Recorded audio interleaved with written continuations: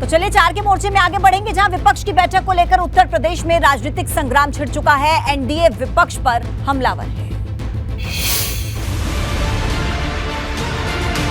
23 जून को पटना में विपक्षी एकता संदेश देने की तैयारी है, लेकिन एनडीए विपक्षी मोर्चे पर हमलावर है।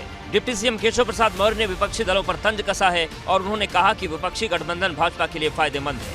ये भ्रष्टाचार करने वाले, ये परिवारवाद करने वाले या क्षेत्रवाद करने वाले, विकास इनका एजेंडा नहीं है, मोदी हटाओ इनका एजेंडा है। वहीं सरकार में सहयोगी अपना दल की नेता अनुप्रिया पटेल ने भी विपक्षी जुटान पर तंज कसा। अनुप्रिया पटेल ने कहा कि विपक्षी एकता परवान नहीं चढ़ने वाली है। सबकी अपनी डपली अपना राग है और कोई भी एक रोड मैप नहीं है। हालांकि अब मोर्चा विपक्ष ने संभाल लिया है। सपा ने एनडीए के वार पर पलटवार किया है। देश को उम्मीद है वहां से एक ऐसा रास्ता निकलेगा कि भारतीय जनता पार्टी को दिल्ली की गद्दी से हटाएगा, कि एनडीए सरकार को पीडीए हराएगा। उधर कांग्रेस सांसद प्रमोद तिवारी का कहना है कि 2024 में किसी भी सूरत में भाजपा सरकार में नहीं रहेगी। विपक्षी एकता पटना में होके रहेगी। ये सरकार 2024 के बाद नहीं रहेगी।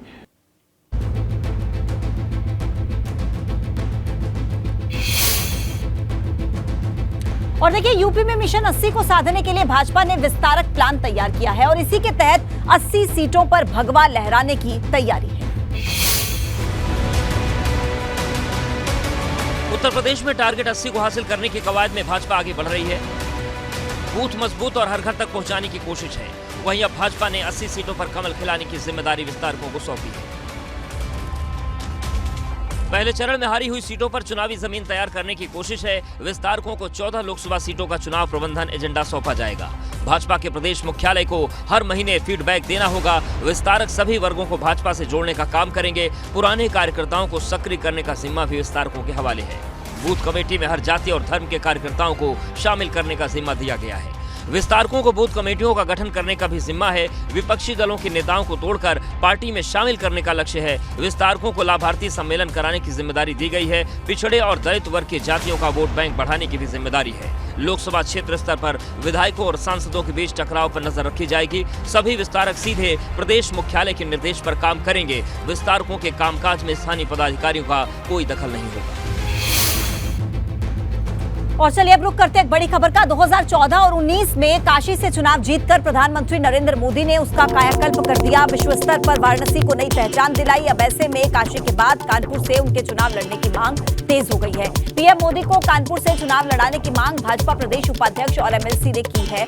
पीएम को कानपुर से चुनाव लड़ना चाहिए, ऐसा कहना है सलील बिश्नोई का। काशी के बाद कानपुर से प्रधानमंत्री चुनाव लड़ेंगे।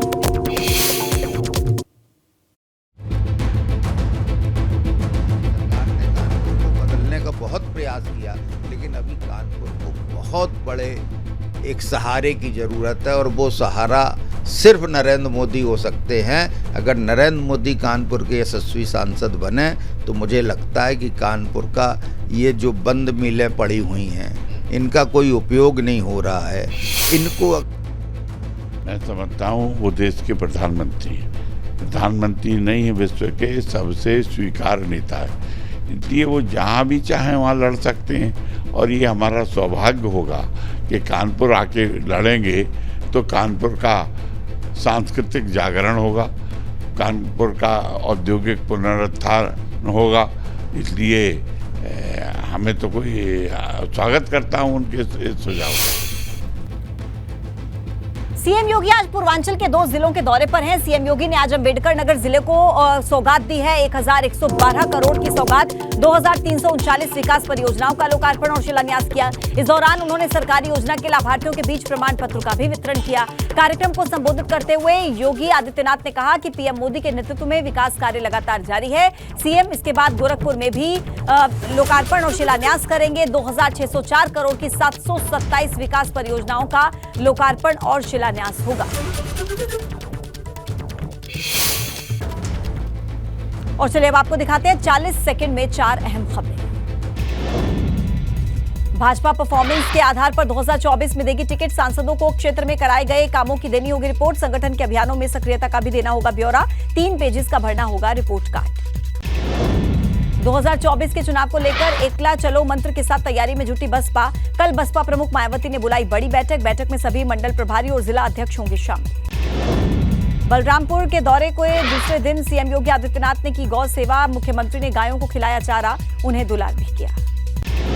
वाराणसी में 3 दिन के रथ यात्रा मेले की शुरुआत हुई। भगवान जगन्नाथ रथ पर सवार होकर भक्तों को 3 दिन तक देंगे दर्शन। लखा मेले में शुमार रथ यात्रा में काफी संख्या में लोग हो रहे हैं शामिल।